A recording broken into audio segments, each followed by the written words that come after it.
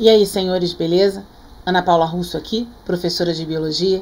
Nesse vídeo eu vou falar sobre tipagem sanguínea, que seria um complemento, uma continuação de um vídeo já falando sobre o sistema ABO, ou AB0, como você preferir. E aí, já que eu citei esse assunto, a gente começa falando um pouquinho desse sistema ABO, para a gente relembrar, só para entender o porquê que a gente vai chegar nesse vídeo em si, nessa aula. A compatibilidade sanguínea vai depender, no caso do sistema ABO, da presença de aglutinogênio nas hemácias. Então, lá nas hemácias encontramos os aglutinogênios e no plasma as aglutininas. O aglutinogênio é aquele que age como antígeno. No caso desse sistema, aglutinogênio A, ou tem aglutinogênio B, ou tem aglutinogênio A e B, ou tem aglutinogênio nenhum, não tem nenhum aglutinogênio. No caso do plasma, a aglutinina age como anticorpo, ou seja, eu tenho anti-A, anti-B, anti-A e B e sem nenhuma aglutinina. Então, essas informações, elas são relevantes no sistema ABO ou AB0, a gente vai chamar de ABO. Mas não é a única característica que é apresentada quando você fala de tipagem sanguínea. Se você pensar numa transfusão sanguínea, o fator RH, ele também vai influenciar muito. Por exemplo, todo mundo fala que o doador universal é o sangue O. E a gente vai ver no finalzinho que não é simplesmente O. Eu preciso do fator RH para que ele me diga exatamente o que fazer e como fazer. No caso de fator RH, o que é isso? Quando que surgiu? Que bagaça é essa? Vamos lá. Não tem muito tempo que se descobriu isso, não. 1940, o antígeno RH, ele foi descoberto por um médico e mais um pesquisador no macaco rhesus. Como que isso foi descoberto? Como é que isso foi testado? Como é que isso foi feito? Pegaram o sangue desse macaco, injetaram em coelhos e eles perceberam que esse sangue do coelho passou a produzir anticorpos, ou seja, algo que estava incompatível com o sangue que vinha do macaco rhesus. E aí continuaram em meio a observações e tal, eles viram que esses anticorpos, eles eram mais específicos e aglutinavam o sangue dos animais, claro, aglutinavam.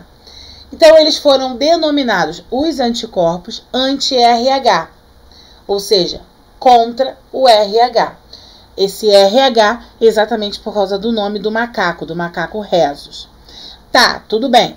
Só que esses anticorpos, eles não são produzidos por natureza, você não nasce com eles.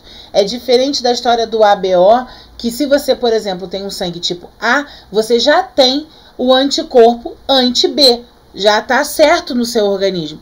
Agora não. Você nasce sem anticorpos, independente se você tem o RH ou se você não tem o RH.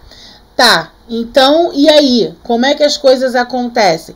Como é que eu visualizo isso? Bom, a gente tem aqui uma tabela de genótipos, fenótipos do fator RH. Então, veja bem, se eu tenho um fator RH positivo, é sinal de que na minha hemácia eu encontro o antígeno RH. Se eu tenho fator RH negativo, significa que na minha hemácia não tem o antígeno RH. Como é que eu vejo quais são os genótipos? Afinal, isso daqui, ó, o fator RH no sangue, seria o fenótipo. Os genótipos, os parezinhos de alelos. Tem duas opções. Uma, eu usar o RH porque é realmente o nome, ou eu usar só o R. Vou te dizer que você precisa saber que os dois existem, porque possa ser que você vai chegar num concurso e lá vai estar lá RH, e você ficar perdido.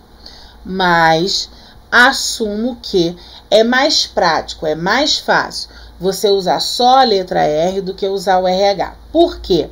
Porque a gente já está padronizado, já está acostumado a falar lá desde a primeira lei de Mendel, a falar que é um par de alelos, então um par de letrinhas. Eu uso azão, azão, azão, azinho, azinho, azinho. Eu vou mudando dessa forma. Eu não estou acostumada a usar duas letras para cada alelo. Então isso aí pode gerar uma confusão. Existe, pode ser encontrado, mas realmente é mais fácil a gente usar uma letra só. Certo? E aí, voltando, continuando aqui a situação. O RH positivo, ou seja, o antígeno RH, ele é dominante. Então, quais os genótipos para que eu consiga chegar a um fator RH positivo? RR, Rzão, Rzão, ou Rzão, Rzinho. Eu tenho os dois maiúsculos, homozigoto dominante, ou eu tenho um maiúsculo e um minúsculo, heterozigoto. Tem o RH. Não tem o RH. Não tem antígeno, Rzinho, porque ele é recessivo. E aí sim, uma pessoa que seja RH positiva, se ela entra em contato, se ela tem contato com outro RH positivo, normal. Se ela tem contato com RH negativo, não faz diferença. Para uma pessoa que seja RH negativo, se ela estiver em contato com um RH negativo, tranquilo. Está no mesmo meio dela. Mas se ela tiver contato com um RH positivo, o seu corpo será induzido a começar a produzir anticorpos contra aquele sangue que acabou de chegar, contra aquele antígeno que acabou de chegar. Então, isso pode, inclusive, trazer um grande problema na gestação. Existe uma doença chamada eritroblastose fetal ou doença hemolítica do recém-nascido. Como é que isso se dá? É o resultado de uma incompatibilidade de RH da mãe e do feto. Se a mãe tem RH positivo, indifere qual é o RH do filho. Mas se a mãe é RH negativo, aí vai fazer diferença esse RH positivo do filho. Dá pra gente ver isso no teste, lá no início, lá na gestação. Mais um motivo da grande importância do pré-natal. Então, quando uma mulher entra, começa a fazer parte, começa a seguir o pré-natal no início da gestação, de preferência, a primeira coisa que é pedida, tipo sanguíneo, tipagem sanguínea, junto com outros vários exames de sangue. Quando a mulher volta com o resultado, o médico vai observar se ela é fator RH positivo ou negativo. Se ela for fator RH negativo, ele provavelmente vai pedir para que ela faça um outro exame, que é um teste de Cumbs. Para que serve isso? Para testar a presença, para pesquisar se o organismo tem anti-RH. Se o organismo não tem anti-RH, tá tudo bem. Por quê? Porque a produção de anticorpos, ela é gradativa. Então, a mulher não tem anticorpo, tá tudo bem, é o primeiro filho, ou o primeiro filho que possa ser RH positivo, mesmo que ela não saiba ainda. Então, assim, não tem anticorpo, tá de boa. Quando a mulher tem o filho, quando o bebê nasce e ela é RH negativa, o filho é RH positivo, dentro do prazo de 72 horas pós-parto, a mulher tem que tomar uma injeção de gama-globulina.